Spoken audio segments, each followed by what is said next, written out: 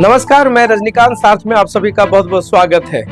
UP की राजनीति में उठापटक कई दिनों से जारी है। देश की राजनीति अगर कहा जाए कि अगर संसद भवन में सत्ता के शीर्ष पे बैठना हो तो बिना बिहार यूपी से गुजरकर आप सत्ता तक नहीं पहुंच सकते हैं। पूरे देश भर में यूपी ही एक ऐसा राज्य है जहां सबसे ज्यादा लोकसभा की सीटें हैं। करीब 80 सीटें लोकसभा की उत्तर प्रदेश में पड़ती है।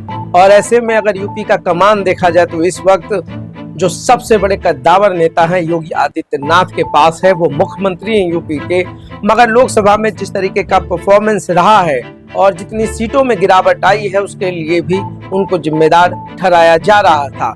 अंदर खेमे में बहुत सारी लड़ाई हुई, अंदर खेमे में बहुत सारा रोष रहा है। इधर दबे जुबान ही सही कई मंचों पर, सार्वजनिक जगहों पर डिप्टी सीएम मौर्य का सबसे बड़ा रूप देखने को मिला है। यह केशव प्रसाद मौर्य वही हैं जो बिहार से लेकर यूपी तक की राजनीति में बहुत ही अच्छी पकड़ रखते हैं। बावजूद योगी आदित्यनाथ एक ऐसा शख्सियत है जिसे यूपी से हटाना मुश्किल ही नहीं, फिलहाल नामुमकिन है। तमाम चीजें हैं, दोनों का अगर बैकग्राउंड देखा जाए तो संघ से काफी करीब है, दोनों का संघ में अच्छा खासा प्रभाव है। ऐसे में बहुत दिनों से जो र्यूमर्स का जो भ्रम की स्थिति फैली हुई थी और यह जो बताया जा रहा था कि यूपी में सत्ता परिवर्तन हो सकता है, इस पर पूर्ण विराम दिल्ली में लग गया है।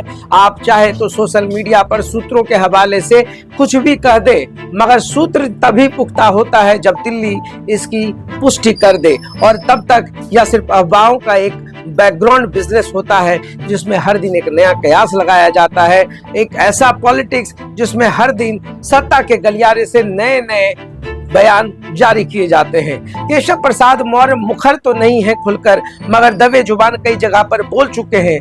योगी आदित्यनाथ से नाराजगी है, तमाम कयास लगाए जा रहे थे कि आखिर ऐसा क्यों है। लोकसभा सीट में जिस तरीके से ओबीसी का जो परफॉर्मेंस रहा वोट बैंक का, वो शायद इस बार बीजेपी को नहीं मिल पाया। जितनी सीटें बीजेपी ने जीती है उससे ज्यादा समाजवादी पार्टी ने जीती है। यही कारण है कि जो कसक है बीजेपी के अंदर खाने में वो सामने आ नहीं रही थी, मगर इधर कुछ महीनों से वो सामने आने लगी। लोग को लगने लगा कि योगी की विदाई हो जाएगी, मगर ऐसा नहीं है। दिल्ली में सर पटक कर सब बैठ गए, फिर भी दिल्ली का फैसला तो दिल्ली का होता है। अखिलेश यादव ने तो तंज भी कसा है कि पूरे होर्डिंग से योगी गायब है, सिर्फ मोदी ही मोदी है। तो क्या डबल इंजन सरकार में योगी का कद घट गया है?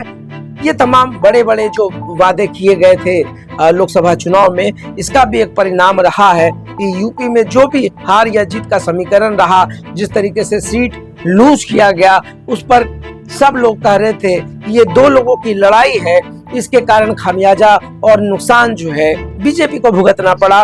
कुछ लोगों का कहना था कि योगी आदित्यनाथ दिल से नहीं लगे, इसलिए यूपी में बीजेपी पिट गई। कुछ लोगों ने कहा कि केशव प्रसाद मौर्य वो दिल से नहीं लगे, इसलिए ओबीसी का वोट नहीं आ पाया। तो ऐसे में ये तमाम जो आरोप प्रत्यारोप का बाजार गर्म था उस पर विराम लग चुका है। अब दिल्ली ने भी तो कह दिया है कि 2025 का जो चुनाव आने वाला है बिहार में, उसको फोकस करना है, उसको देखना है। अगला साल अगर यूपी का चुनाव आएगा तो उसमें भी चेहरा संभावना तो यही व्यक्त की जा रही है कि योगी ही होंगे। फिलहाल केशव प्रसाद मौर्य को वेट करना होगा। राजनीतिक स्टंटबाजी काम नहीं आ रही है। केशव प्रसाद मौर्य करे भी तो क्या करे, आला कमान तक अपनी फरियाद सुना चुके हैं, अपना टीस कह चुके हैं, अपना दर्द बयां कर चुके हैं, मगर ये दिल्ली का दरबार है। दरबार पूरी तरीके से केशव प्रसाद मौर्य के लिए इस मुद्दे पर बंद है। योगी के साथ सभी लोग हैं। योगी जिनका बुलडोजर एक्शन अब एक मॉडल बनता जा रहा है कई राज्यों में। अब तो बुलडोजर का जो परंपरा योगी ने शुरू किया था अब तमाम जगहों पर है। और योगी आदित्यनाथ जो अपने बयानों के लिए जाने जाते हैं, अब क्या क्या गुल खिलेगा यूपी के चुनाव में, क्या क्या गुल खिलेगा उससे पहले बिहार के चुनाव में, क्या क्या गुल खिलेगा यूपी के राजनीति में, यह सब देखना काफी दिलचस्प होने वाला है। क्योंकि यह तो यूपी है और बिना यूपी का तो कोई संसद तक नहीं पहुंच सकता है। मगर अब तो सत्ता का जो खेल है, तब क्या पलटी मार जाए। केजरीवाल जी तो बहुत बार पहले भी कह चुके हैं कि अगला बार जो है यूपी में योगी की है। जो हसर रमन जी का हुआ है, जो हसर खट्टर का हुआ है वही हश्र जो है कहीं योगी आदित्यनाथ का ना हो जाए। तो क्या मैं ये मान लूं कि यूपी का जो सूत्र है वो तिहाड़ जेल जा करके अरविंद केजरीवाल से बात कर रहा है? क्या कुछ चल रहा है? आखिर इतना बड़ा बयान देने के पीछे की वजह क्या रही है? ये दावे केजरीवाल ने कैसे कर दिया? यूपी का मंत्र दिल्ली में कैसे जाप होने लगा है? इन तमाम विषयों पर हमारी भी विशेष निगाह होगी। तो देखते रहिए सार्थ। बहुत बहुत धन्यवाद।